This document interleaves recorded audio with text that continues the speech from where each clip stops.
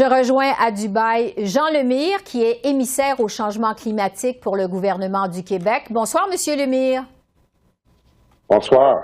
D'abord, cette annonce du ministre Guilbeault aujourd'hui, le Canada qui s'engage donc à réduire de 75 ses émissions de méthane dans les secteurs gaziers et pétroliers d'ici 2030 par rapport à 2012. Jusqu'à quel point, d'abord, c'est significatif selon vous? C'est très important. Le méthane est un gaz à effet de serre 84 fois plus puissant que le CO2. Par contre, sa longévité est beaucoup plus courte. Donc, quand on agit directement sur le méthane, on a des résultats qui sont rapides, si on dit. Donc, c'est une excellente nouvelle et on espère que d'autres vont pouvoir suivre cette démarche. Oui. J'aimerais maintenant vous entendre sur la COP 28 de façon générale. On le sait, c'est la 3e fois que cette grand-messe de l'environnement se tient dans un pays exportateur de pétrole. Il y a le président de la COP 28 qui est lui-même président d'une compagnie pétrolière et on apprend qu'il aurait voulu profiter de son rôle pour conclure des ententes dans les énergies fossiles, notamment au Canada. Est-ce que la COP 28 a encore de la crédibilité, selon vous? Écoutez, je pense que personne n'est content avec cette nomination de la présidence. Par contre, évidemment, on a très peu de façons de changer cela, dans le sens où c'est un processus onusien où on doit aller dans différentes régions du monde pour les COP. C'est vraiment particulier. En même temps, on se demande beaucoup, est-ce que c'est rendu un grand cirque? Est-ce qu'il y a trop de monde, etc., etc. Je vous rappellerai juste qu'il n'y a pas si longtemps, là, dans le temps de Copenhague, entre autres, on cognait à la porte pour être vraiment présent. Et on se disait, il faut vraiment que la société civile soit là, que les États fédérés soient là. Puisque c'est un problème global, il faut vraiment amener tout le monde autour de la table. Ça a pris des proportions aujourd'hui gigantesques. Mais en même temps, moi, je suis très content de voir que toutes les parties prenantes sont représentées autour de la table.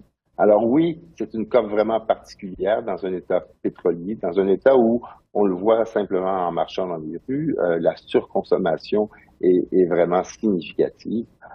Mais bon, c'est important, je pense, de continuer à faire le travail journalistique que vous faites, à déceler des failles dans le fonctionnement pour qu'on puisse adresser ça en haut lieu et qu'on puisse vraiment mettre de la pression pour maintenant, je dirais, avoir une COP qui aura une finale significative. On en a besoin, vous le savez, on est dans une situation critique, on doit bouger rapidement. Alors, essayons de trouver vraiment des règles, des compromis ensemble pour faire avancer ce dossier puisqu'on est dans une situation vraiment catastrophique. Le président de la COP 28 a estimé que la sortie des énergies fossiles, c'était inévitable, mais que c'était pas indispensable pour limiter le réchauffement à 1,5 degré. Qu'est-ce que vous avez pensé de sa déclaration? Surprenante, puisque je pense que nous, on a décidé de suivre évidemment les recommandations de la science. Inévitablement, et c'est pourquoi le Québec, entre autres, s'est engagé dans BOGA, le Beyond Oil and Gas Alliance, et c'est pourquoi le Québec a décidé qu'il n'y aura plus d'exploration et d'exploitation d'énergie fossile sur son territoire.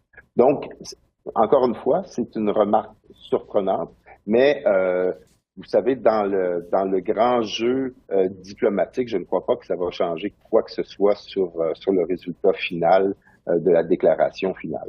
Ouais. On se demande tous, par contre, jusqu'où ça va aller. Vous savez, dans cette déclaration, les mots prennent une importance capitale.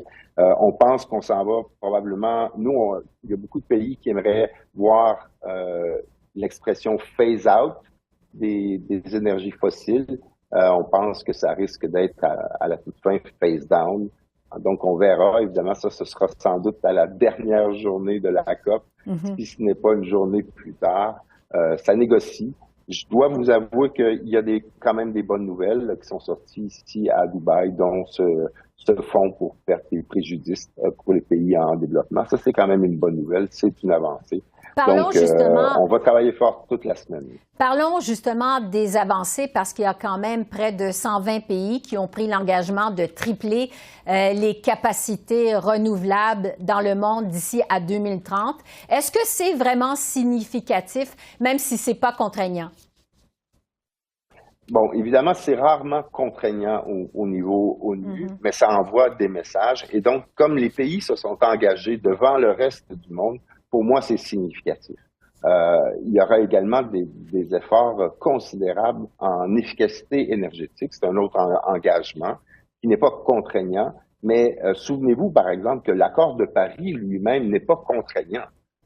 Mais tout le monde essaie quand même de faire les efforts puisque c'est des engagements qui sont pris justement devant la planète entière.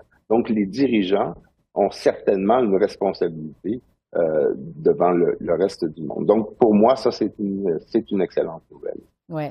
Je termine, Jean Lemire, en vous parlant du Québec, parce que vous êtes émissaire au changement climatique pour le gouvernement du Québec. Quel est le rôle et l'objectif du Québec à la COP28? Vous nous parliez tout à l'heure d'une entente avec une entreprise. Quel est l'objectif et le rôle? Oui, en fait, nous, on représente beaucoup ce qu'on appelle les États fédérés. Hein. Donc, on veut vraiment être certain que notre voix est bien entendue dans les rondes de négociation. C'est l'occasion pour nous de rencontrer tous nos partenaires en même temps. Je pense à l'Écosse, à la Californie, et on travaille ensemble et on s'échange les meilleures façons de relever tous ces défis. Donc, c'est une rencontre pour nous qui est extrêmement importante et ça nous permet, bien sûr, d'amener notre voix autour de la table de négociation. Il faut se rappeler que la plupart du temps, ce sont des compétences qui relèvent des provinces, dans le cas du Canada. Et donc, si on n'est pas autour de la table pour fixer les règles du jeu, ça ne fonctionnera pas, évidemment. Donc, on est très content d'être là pour pouvoir justement amener le point de vue des États fédérés autour de la table de négociation. Et qu'est-ce qui va permettre au Québec de dire mission accomplie au terme de cette COP? En fait, il y aura quelques annonces quand même importantes. Nous, on veut continuer à jouer ce rôle de leader au niveau des gouvernements infranationaux, des États fédérés.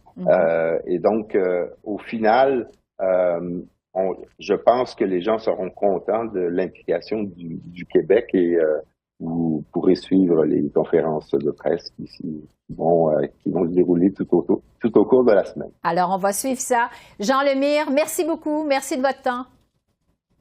Merci à vous.